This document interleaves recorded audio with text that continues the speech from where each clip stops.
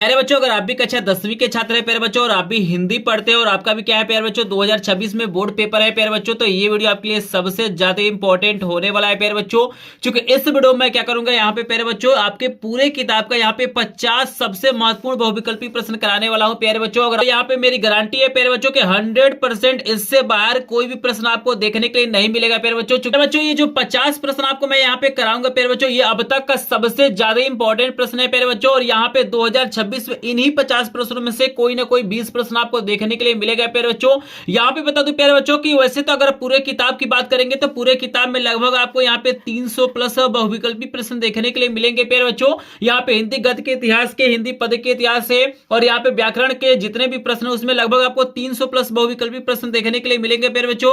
लेकिन प्यारे बच्चों बता दूं कि केवल और केवल अगर ये 50 प्रश्न आप देख लेते हैं, इनको तैयार कर लेते हैं प्यारे बच्चों, तो आपको यहाँ पे 300 प्रश्नों को बिल्कुल तैयार करने की जरूरत नहीं पड़ेगी प्यारे बच्चों।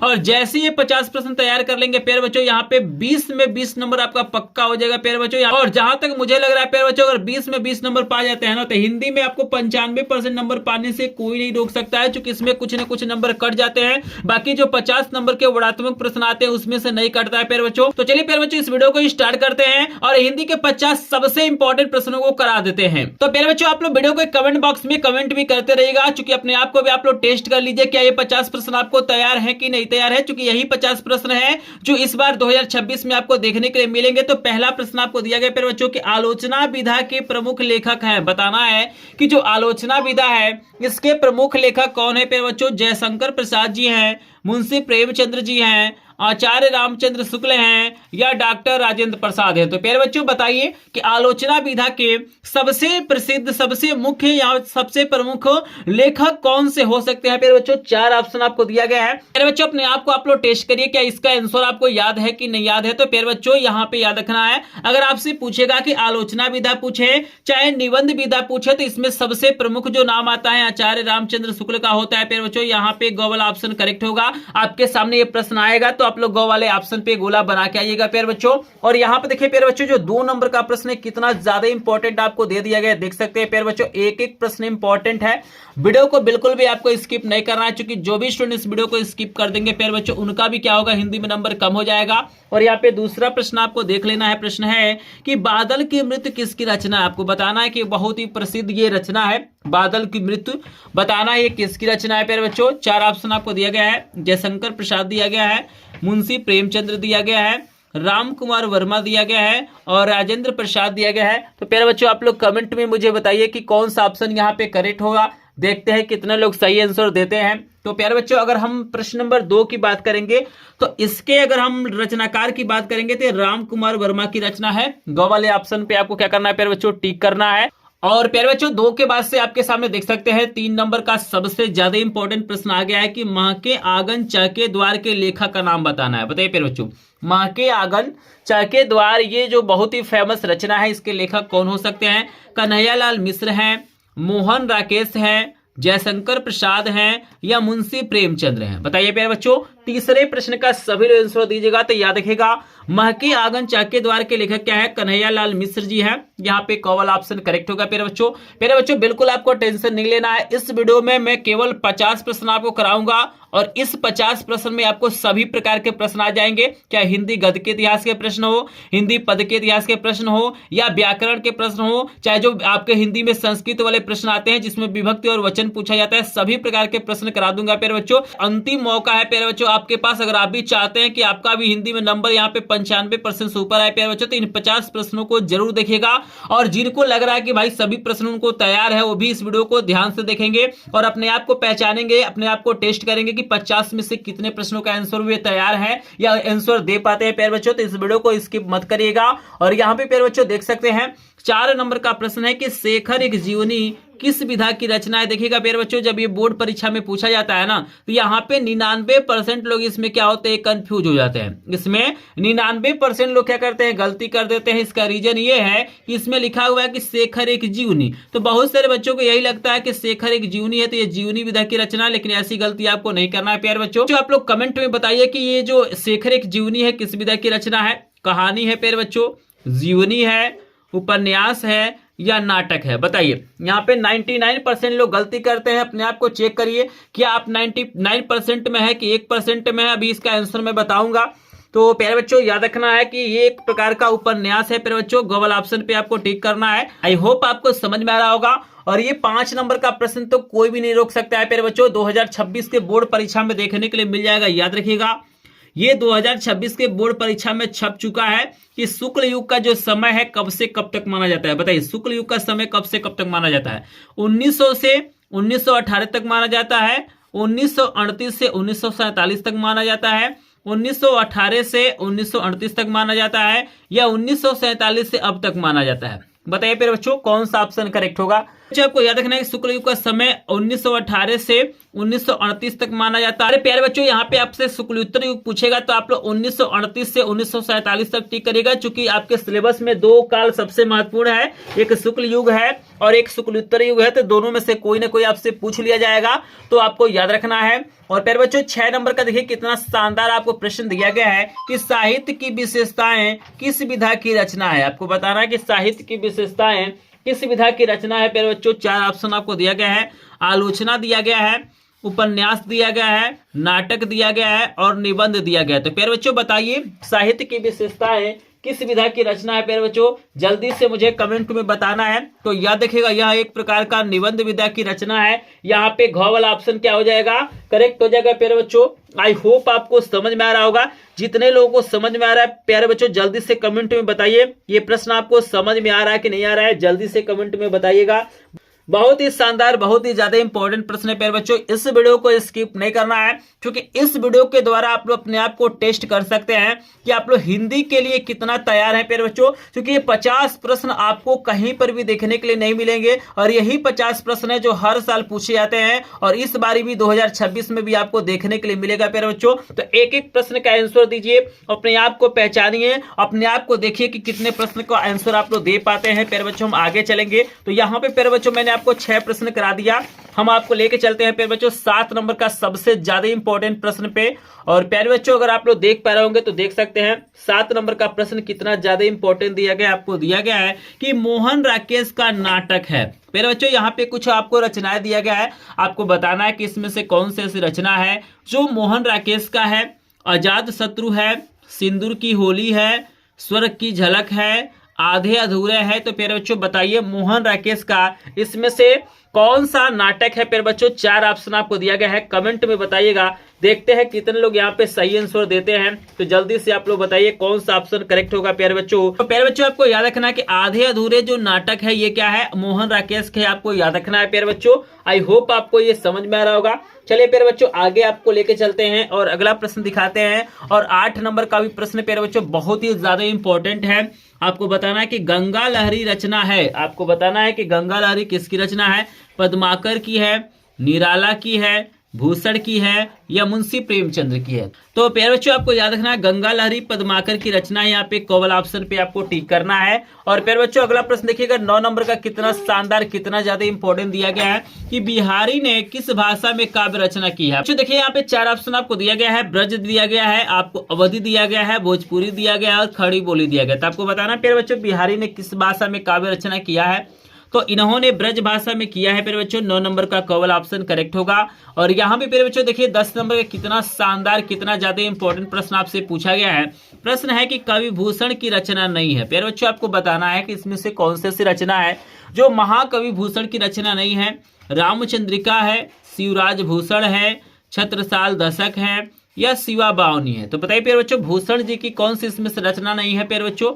तो आपको याद रखना है प्यारे बच्चों रामचंद्रिका क्या है? भूषण जी की रचना नहीं है। लेकिन ये जो रचना है बहुत ही ज्यादा इंपॉर्टेंट है। ये रचना है, याद रखना है कि केशव दास की है। किसकी रचना है? ये केशव दास की है। बहुत बारी बोर्ड परीक्षाओं में पूछा गया कि रामचंद्रिका किसकी रचना है। क्या कभी कोई पूछता है कि केशव दास की रचना है? तो इसको याद रखिएगा प्यारे बच्चों। फाइनली प्यारे बच्चों यहाँ पे हमने 10 प्रश्न आपको बता दिया। कमेंट में बताइए 10 में से कितने प्रश्नों का आंसर आपने सही दिया है प्यारे बच्चों। क्योंकि अंतिम मौका है प्यारे बच्चों, आपको अब रिवीजन करने के लिए बिल्कुल भी टाइम नहीं मिलेगा। तो इस वीडियो को ऐसा देखिए, इतना ध्यान से देखिए कि अभी के अभी ये प्रश्न तैयार हो जाए। तो प्यारे बच्चों बताइए बताइए 10 में से कितने प्रश्नों का आंसर आपने सही दिया है। प्यारे बच्चों आपने लगभग 5 प्लस प्रश्नों का आंसर सही दिया होगा प्यारे बच्चों, तो आप लोग हिंदी में टॉप करेंगे प्यारे बच्चों, क्योंकि इन प्रश्नों का आंसर वही दे पाएगा जो कुछ ना कुछ पढ़ा होगा। क्योंकि बिल्कुल अगर आपने तैयारी नहीं किया तो इन प्रश्नों का आंसर आप लोग नहीं दे पाएंगे, लेकिन अगर आपने इससे कम प्रश्नों का आंसर दिया तो आपको उदास होने की जरूरत नहीं है प्यारे बच्चों, आपको इन प्रश्नों को तैयार करने की जरूरत है। और प्यारे बच्चों हम आगे चलेंगे और आपको हम 11 नंबर का प्रश्न दिखाएंगे प्यारे बच्चों। और 11 नंबर का देखिए कितना शानदार प्रश्न आपको दिया गया है कि द्विवेदी युग नाम किसके नाम पे पड़ा। आपको बताना है कि जो द्विवेदी युग है वो किसके नाम पे पड़ा है। हजारी प्रसाद द्विवेदी के नाम पे पड़ा है, भारतेंदु हरिश्चंद्र के नाम पे पड़ा है, महावीर प्रसाद द्विवेदी के नाम पे पड़ा है, या जयशंकर प्रसाद के नाम पे पड़ा है। तो बताइए प्यारे बच्चों कौन सा ऑप्शन करेक्ट होगा। तो यहाँ पे याद रखना है प्यारे बच्चों, महावीर प्रसाद द्विवेदी के नाम पे द्विवेदी युग पड़ा है, तो गौवल ऑप्शन करेक्ट होगा। और 12 नंबर का प्रश्न देखिए कितना शानदार दिया गया है प्यारे बच्चों।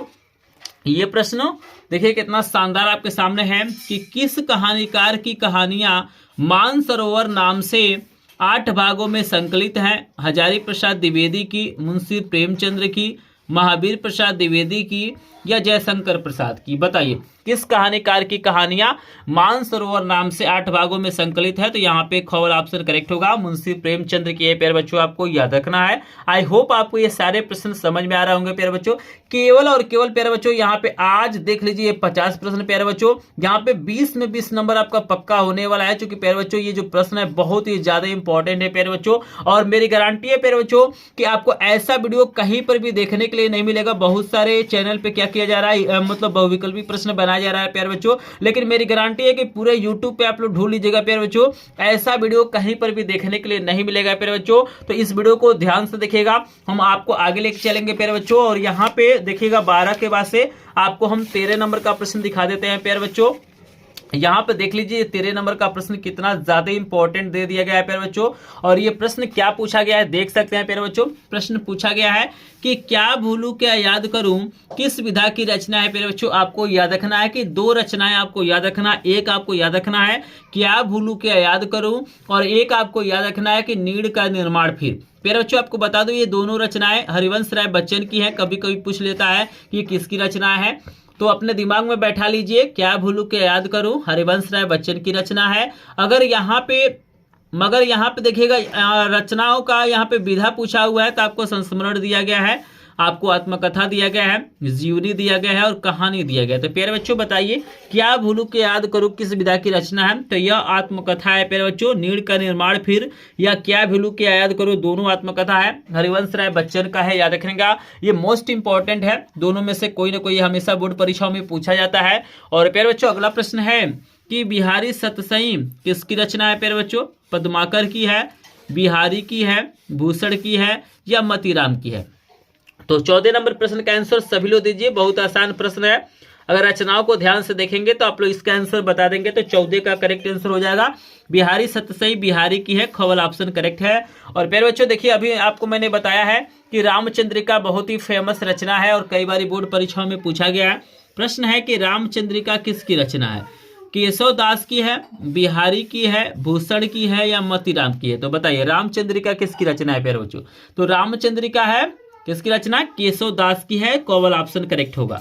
प्यारे बच्चों 16 नंबर का प्रश्न भी बहुत ही लाजवाब बहुत ही ज्यादा इंपॉर्टेंट है, आपके पेपर में ये प्रश्न छप चुका होगा। प्रश्न है कि चिंतामणि के रचयिता कौन है, राम कुमार वर्मा है, जयशंकर प्रसाद हैं, राजेंद्र प्रसाद हैं, या आचार्य रामचंद्र शुक्ल है। बताइए प्यारे बच्चों चिंतामणि किसकी रचना है। तो प्यारे बच्चों चिंतामणि है आचार्य रामचंद्र शुक्ल की रचना है। त्रिवेणी है, चिंतामणि है, मित्रता है, रस मीमांसा, ऐसी बहुत सारी रचनाएं हैं जो आचार्य रामचंद्र शुक्ल की है, आपको पता होना चाहिए। और 17 नंबर का प्रश्न देखिए बहुत ही लाजवाब दिया गया है कि हरिवंश राय बच्चन द्वारा लिखी आत्मकथा के 4 भागों में सम्मिलित नहीं है। मेरी आत्मकहानी, क्या भूलूं क्या याद करूं, बसेरे से दूर, नीड़ का निर्माण फिर। बताइए कौन सा ऑप्शन करेक्ट होगा। तो प्यारे बच्चों आपको याद रखना है ये तीनों क्या है उसमें सम्मिलित है, लेकिन मेरी आत्मकहानी इसमें सम्मिलित नहीं है, कॉवल ऑप्शन करेक्ट हो जाएगा। और प्यारे बच्चों देखिएगा 18 नंबर का भी प्रश्न आपके पेपर में छप चुका होगा, चूंकि ये प्रश्न लगातार पूछा गया है कि हंस पत्रिका के संपादक कौन थे। मुंशी प्रेमचंद्र जी थे, निराला जी थे, महादेवी वर्मा थी, या आचार्य रामचंद्र शुक्ल थे। तो बताइए प्यारे बच्चों हंस पत्रिका के संपादक कौन थे, कमेंट में बताइए सभी लोग। तो याद रखिएगा हंस पत्रिका के जो संपादक थे वो मुंशी प्रेमचंद्र जी थे। तो यहाँ पे कवल ऑप्शन करेक्ट है प्यारे बच्चों। आपको आगे लेके चलेंगे प्यारे बच्चों, और यहाँ पे सभी प्रश्न आपको तैयार करने की जरूरत है प्यारे बच्चों, क्योंकि आपके पास जो समय है ना बिल्कुल कम समय बचा हुआ है प्यारे बच्चों। तो इस वीडियो को इतना ध्यान से देखिए प्यारे बच्चों कि ये प्रश्न अभी के अभी तैयार हो जाए प्यारे बच्चों।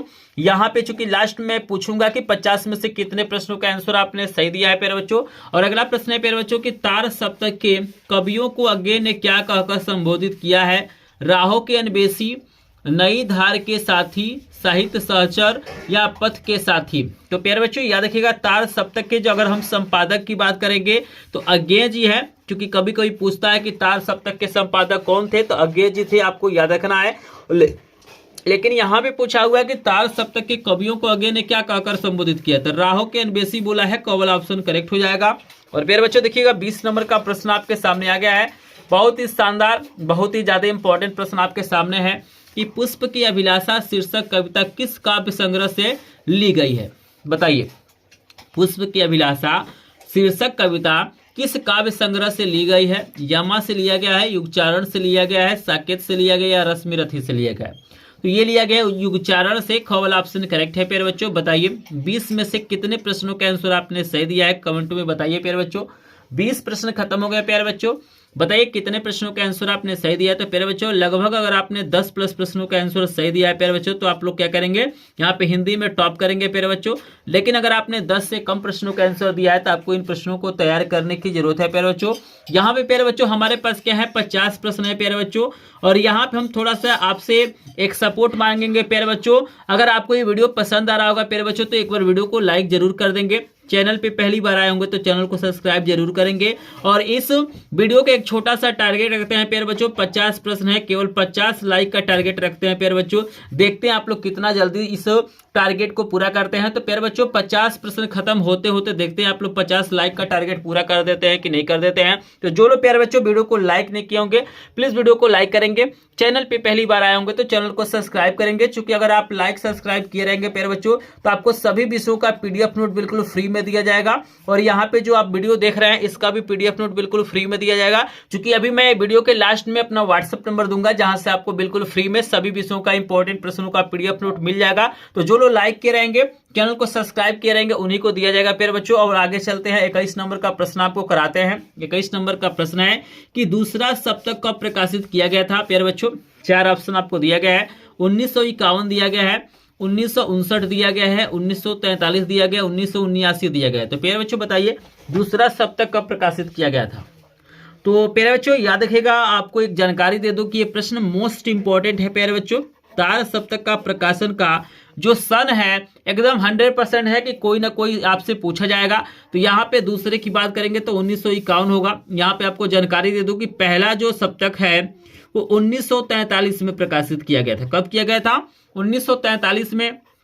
दूसरा वाला किया गया था 1951 में प्यारे बच्चों, और तीसरा वाला किया गया था 1959 में। तो यहाँ पे अगर आप लोग ध्यान से देखेंगे तो सब में अंतर आपको 8 साल नजर आएगा। तो याद रखिएगा, बस आप एक याद रखिएगा, पहला हुआ था 1943 में, फिर 8 जोड़ेंगे तो दूसरा निकलेगा, फिर 8 जोड़ेंगे तो तीसरा निकलेगा। तो इसको याद रखिएगा, तीनों में से कोई ना कोई आपसे पेपर में पूछा जाएगा। क्लियर हो रहा है सभी को? चलिए 22 नंबर का प्रश्न देखिएगा, कितना शानदार आपको दिया गया है। विशेषताओं से संबंधित कोई ना कोई प्रश्न पूछा जाता है। पूछा गया है कि भारतेंदु युग की विशेषता नहीं है, राष्ट्रीयता की भावना, सामाजिक चेतना का विकास, अंग्रेजी शिक्षा का विरोध, काव्य भाषा के रूप में खड़ी बोली का प्रयोग। तो ये 4 ऑप्शन दिया गया है, तो यहाँ पे हो जाएगा घवल ऑप्शन करेक्ट हो जाएगा। काव्य भाषा के रूप में खड़ी बोली का प्रयोग भारतेंदु युग की विशेषता नहीं है, आपको याद रखना है। और 23 नंबर का प्रश्न है प्यारे बच्चों, देख सकते हैं कितना शानदार प्रश्न दिया गया है कि आंसू किसकी रचना है? बताइए आंसू किसकी रचना है? जयशंकर प्रसाद की, श्रीधर पाठक की, सियाराम शरण गुप्त की, हरिऔध की। बताइए आंसू किसकी रचना है? तो ये है जयशंकर प्रसाद की, कवल ऑप्शन करेक्ट हो जाएगा। और प्यारे बच्चों 24 नंबर का प्रश्न है कि सेवा सदन उपन्यास के लेखक कौन है?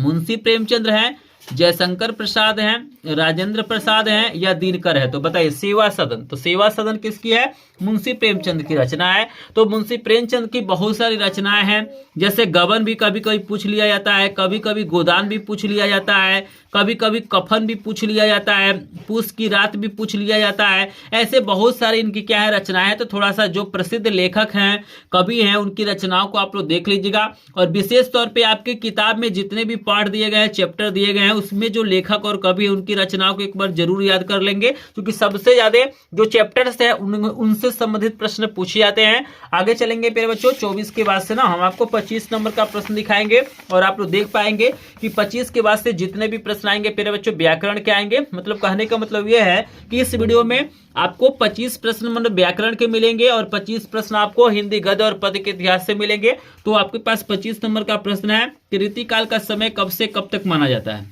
1643 से 1843 तक, 1343 से 1643 तक, 743 से 1343 तक, या 1843 से अब तक? बताइए रीतिकाल का समय कब से कब तक माना जाता है?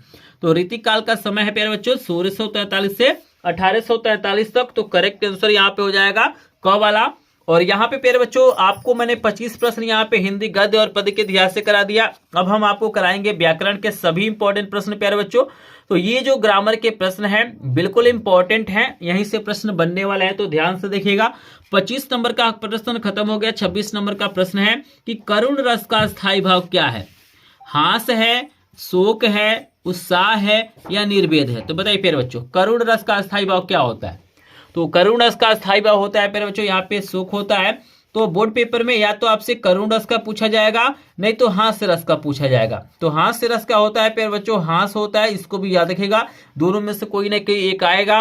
और अगला प्रश्न पूछा जाएगा अलंकार से, जैसे पूछा गया कि पीपर पात सरिस मंडोला में कौन सा अलंकार होगा? बताइए पीपर पात सरिस मंडोला में कौन सा अलंकार होगा? रूपक होगा, उपमा होगा, उत्प्रेक्षा होगा, या अनुप्रास होगा? तो पीपर पात सरिस मंडोला में अगर हम अलंकार की बात करेंगे प्यारे बच्चों तो यहाँ पे उपमा हो जाएगा, ख वाला ऑप्शन करेक्ट हो जाएगा। और 28 नंबर का प्रश्न देखिए कितना शानदार दिया गया है कि छंद पढ़ते समय आने वाले विराम को क्या कहते हैं? मात्रा कहते हैं, लय कहते हैं, गति कहते हैं, या यति कहते हैं? बताइए 28 नंबर का करेक्ट आंसर बताएंगे। तो 28 नंबर का करेक्ट आंसर यति होता है, घ वाला ऑप्शन करेक्ट हो जाएगा। और प्यारे बच्चों 29 नंबर का प्रश्न है कि रोला छंद में कुल कितने चरण होते हैं? 2 चरण होते हैं, 3 चरण होते हैं, 4 चरण होते हैं, या 5 चरण होते हैं? तो रोला में प्यारे बच्चों होते हैं 4 चरण, ग वाला ऑप्शन करेक्ट है। 30 नंबर का प्रश्न है प्यारे बच्चों कि सोठा छंद के दूसरे और चौथे चरण में कितनी मात्राएं होती है? 11 मात्राएं, 12 मात्राएं, 13 मात्राएं, या 16 मात्राएं? बताइए 30 का करेक्ट आंसर बताइएगा। तो 13 मात्राएं होती है प्यारे बच्चों, ग वाला ऑप्शन करेक्ट हो जाएगा। और आप लोग बताइए यहाँ पे 30 प्रश्न खत्म हो गया, बताइए 30 में से कितने प्रश्नों का आंसर आपने सही दिया है? तो 30 में से प्यारे बच्चों लगभग 15 प्रश्नों का आंसर आपने सही दिया है, तो आप लोग हिंदी में टॉप करेंगे प्यारे बच्चों। अगर आपने इससे कम प्रश्नों का आंसर दिया है तो आपको तैयारी करने की जरूरत है। लेकिन इस वीडियो का टारगेट है प्यारे बच्चों 50 लाइक का, ठीक है ना? क्योंकि ये लाइक जब कंप्लीट हो जाएगा प्यारे बच्चों तो मैं आपको बिल्कुल फ्री में पीडीएफ नोट दूंगा। तो जल्दी से इस टारगेट को पूरा करेंगे जिनको भी पीडीएफ नोट चाहिए प्यारे बच्चों। और यहाँ पे प्यारे बच्चों 30 प्रश्न खत्म हो गया, लेकिन अभी तक इस वीडियो पे 30 लाइक कंप्लीट नहीं हुआ है। तो जो लोग लाइक नहीं किए प्यारे बच्चों प्लीज लाइक करेंगे। यहाँ पे देखिएगा लाइक कराने से हमारा ये मतलब है कि यहाँ पे हमें मोटिवेशन मिलता है। मतलब अगर आप लोग वीडियो को लाइक करते हैं, चैनल को सब्सक्राइब करते हैं, तो हमें ये समझ में आता है कि स्टूडेंटों को क्या हो रहा है, वीडियो समझ में आ रहा है, प्रश्न समझ में आ रहा है। तो आपको एक सपोर्ट हमारा मिलता है और हम इस तरह का वीडियो बनाने के लिए तत्पर होते हैं। और यहाँ पे आगे चलेंगे प्यारे बच्चों। और यहाँ पे देखिए किस प्रकार के प्रश्न पूछे जाएंगे, आपसे प्रश्न पूछा जाएगा। देखिएगा यहाँ पे पूछा जाएगा कि रचना के आधार पे वाक्य के कितने भेद होते हैं? आपको बताना है कि रचना के आधार पे वाक्य के कितने भेद होते हैं। 1 होते हैं, 2 होते हैं, 3 होते हैं, या 4 होते हैं? तो रचना के आधार पे होते हैं प्यारे बच्चों 3 वाक्य, मतलब 3 भेद होते हैं, आपको याद रखना है। और यहाँ पे प्यारे बच्चों देखिएगा इसी से रिलेटेड एक और प्रश्न है कि अर्थ के आधार पे वाक्य के कितने भेद होते हैं? 4 होते हैं, 8 होते हैं, 2 होते हैं, 5 होते हैं? तो अर्थ के आधार पे 8 होते हैं प्यारे बच्चों, ख वाला ऑप्शन करेक्ट हो जाएगा। और वाच्य से रिलेटेड भी प्रश्न पूछा जाएगा प्यारे बच्चों, बिल्कुल ध्यान से देख लीजिएगा। आपसे प्रश्न पूछा जा सकता है कि सूरज निकला और चारों तरफ प्रकाश फैल गया, इसमें कौन सा वाक्य होगा? सरल होगा, संयुक्त होगा, मिश्रित होगा, या प्रश्नवाचक होगा? बताइए, ये भी वाक्य से ही रिलेटेड है, बताइए। तो ये होगा प्यारे बच्चों, अगर हम 33 नंबर प्रश्न की बात करेंगे तो ये संयुक्त वाक्य हो जाएगा, ख वाला ऑप्शन करेक्ट हो जाएगा। और वाच्य से रिलेटेड प्यारे बच्चों आपसे ये मोस्ट इंपॉर्टेंट प्रश्न पूछा गया है कि वाच्य के कितने प्रकार होते हैं। 2, 3, 4, यहाँ पे 4 दिया गया, यहाँ पे 5 दिया गया। तो वाच्य के प्रकार होते हैं 3, कर्ता, कर्म और भाव होता है, आपको याद रखना है। और ऐसे भी प्रश्न पूछे जाएंगे कि कर्तावाच्य में किसकी प्रधानता होती है, कर्ता की, कर्म की, भाव की, या इनमें से कोई नहीं। तो प्यारे बच्चों याद रखिएगा, कर्ता में कर्ता की होगी, भाव में भाव का होगा और कर्म में कर्म का होगा, इसको याद रखिएगा। 36 नंबर का प्रश्न आपके पेपर में आएगा प्यारे बच्चों, देख सकते हैं कि मोहन द्वारा चित्र बनाए गए, इसमें वाच्य क्या होगा, कर्तावाच्य, कर्मवाच्य, भाववाच्य या इनमें से कोई नहीं। बताइए मोहन द्वारा चित्र बनाया गया कौन सा वाच्य होगा। तो यहाँ पे होगा प्यारे बच्चों कर्मवाच्य होगा, ख वाला ऑप्शन करेक्ट है। क्लियर है सभी को। चलिए आगे चलते हैं प्यारे बच्चों, ये आपका हो गया 36 नंबर। और इसके बाद से हम दिखाते हैं प्यारे बच्चों 37 नंबर का मोस्ट इंपॉर्टेंट प्रश्न। देखिएगा ये भी प्रश्न बहुत ही लाजवाब है। और यहाँ पे प्रश्न पूछा गया है कि रोहन से चला नहीं जाता, इसमें कौन सा वाच्य होगा, कर्तावाच्य होगा, कर्मवाच्य होगा, भाववाच्य होगा या इनमें से कोई नहीं। तो यहाँ पे भाववाच्य है, ग वाला ऑप्शन करेक्ट है। अगला प्रश्न है प्यारे बच्चों 38 नंबर का प्रश्न आपको दिया गया है कि पद विचार की दृष्टि से पद कितने प्रकार के होते हैं, 2 प्रकार के, 3 प्रकार के, 4 प्रकार के या 5 प्रकार के। 38 का करेक्ट आंसर हो जाएगा 2 प्रकार के होते हैं, यहाँ पे क वाला ऑप्शन करेक्ट है। अगला प्रश्न है प्यारे बच्चों कि विकारी पद कितने प्रकार के होते हैं, 3, 6, 4, 8। बताइए विकारी पद कितने प्रकार के होते हैं, 39 नंबर का। तो 4 प्रकार के होते हैं प्यारे बच्चों, आपको याद रखना है, संज्ञा, सर्वनाम, विशेषण और क्रिया, ठीक है ना। चलिए 40 नंबर का प्रश्न आपके स्क्रीन पे आ गया है प्यारे बच्चों, 40 नंबर का आंसर दीजिए सभी लोग। निम्नलिखित में से कौन अभिकारी शब्द है, बालक, पुस्तक, निकट या पुराना। बताइए अभिकारी शब्द, तो निकट हो जाएगा प्यारे बच्चों। और बताइए 40 में से कितने प्रश्नों का आंसर आपने सही दिया है, तो 40 में से 20 प्लस प्रश्नों का आंसर सही दिया है प्यारे बच्चों। तो आप लोग हिंदी में टॉप करेंगे। और प्यारे बच्चों जो लोग वीडियो को लाइक नहीं किए होंगे प्लीज वीडियो को लाइक जरूर कर देंगे, क्योंकि आपका लाइक शेयर सब्सक्राइब हमारा मोटिवेशन होता है। और इस वीडियो का टारगेट है 50 लाइक का, और अभी तक यहाँ पे 40 लाइक नहीं पूरा हुआ प्यारे बच्चों, तो कैसे 50 लाइक का टारगेट पूरा होगा, देखते हैं प्यारे बच्चों कितना ज्यादा सपोर्ट करते हैं। लेकिन प्यारे बच्चों इस वीडियो को वही स्टूडेंट क्या करेगा, लाइक करेगा जिसको वीडियो पसंद आएगा, और जिसको इसका पीडीएफ चाहिए या अन्य विषयों के 50-50 इंपॉर्टेंट प्रश्नों का पीडीएफ चाहिए। तो चलिए प्यारे बच्चों आगे आपको लेकर चलते हैं। और यहाँ पे प्यारे बच्चों 41 नंबर का प्रश्न आपके स्क्रीन पे आ गया है कि कौन सा शब्द सर्वनाम है। बताइए कौन सा शब्द यहाँ पे सर्वनाम होगा प्यारे बच्चों। 4 ऑप्शन आपको दिया गया है, मोहन है, बागीचा है, तुम है, सच्चाई है। तो यहाँ पे हो जाएगा तुम हो जाएगा, ग वाला ऑप्शन करेक्ट है। अभ्यागत में आपको बताना है उपसर्ग क्या होगा, अ होगा, अभी होगा, आ होगा, अप होगा। तो यहाँ पे अभी हो जाएगा, आपको याद रखना है। और यहाँ पे देखिए 43 नंबर का प्रश्न है कि उपसर्ग पूछा गया उपहार में, तो यहाँ पे उपहार में क्या हो जाएगा, उप हो जाएगा, ग वाला ऑप्शन करेक्ट है। क्लियर है ना सभी को। चलिए 43 के बाद से ना हम आपको लेके चलेंगे प्यारे बच्चों अगले प्रश्न पे। और यहाँ पे देखिए 44 नंबर का प्रश्न, कितना शानदार प्रश्न आपको दे दिया गया है प्यारे बच्चों। प्रश्न है कि निर्गुण शब्द में उपसर्ग बताइए। 4 ऑप्शन आपको दिया गया, पहला है, दूसरा है, तीसरा है, चौथा है। तो बताइए निर्गुण शब्द में कौन सा उपसर्ग होगा। तो यहाँ पे ग वाला ऑप्शन करेक्ट हो जाएगा। नीलकंठ में आपको समास बताना है, द्वंद्व होगा, द्विगु होगा, कर्मधारय होगा या बहुब्रीहि होगा। तो 45 का करेक्ट आंसर बताइए, तो बहुब्रीहि हो जाएगा, घ वाला ऑप्शन करेक्ट हो जाएगा। ये देखिएगा अब सबसे ज्यादा पूछा जाता है माता पिता में, द्वंद्व होगा, द्विगु होगा, कर्मधारय या बहुब्रीहि। तो बताइए माता पिता में कौन सा समास होगा। तो यहाँ पे द्वंद्व हो जाएगा, क वाला ऑप्शन करेक्ट। देखिए अगला प्रश्न है कि देव नदी का तत्सम रूप क्या है, यमुना, सरयू, गंगा, सरस्वती। तो गंगा हो जाएगा, देव नदी गंगा को कहते हैं। 48 नंबर का प्रश्न है कि बादल का पर्यायवाची शब्द नहीं है, तो नीरद है, अम्बुद है, जलद है और जलज है। तो जलज होता है कमल का, ग वाला ऑप्शन करेक्ट है। देखिएगा संस्कृत वाला भी कुछ पूछे जाते हैं, जैसे उष्मल शब्द का सप्तमी विभक्ति एकवचन का रूप पूछा गया है।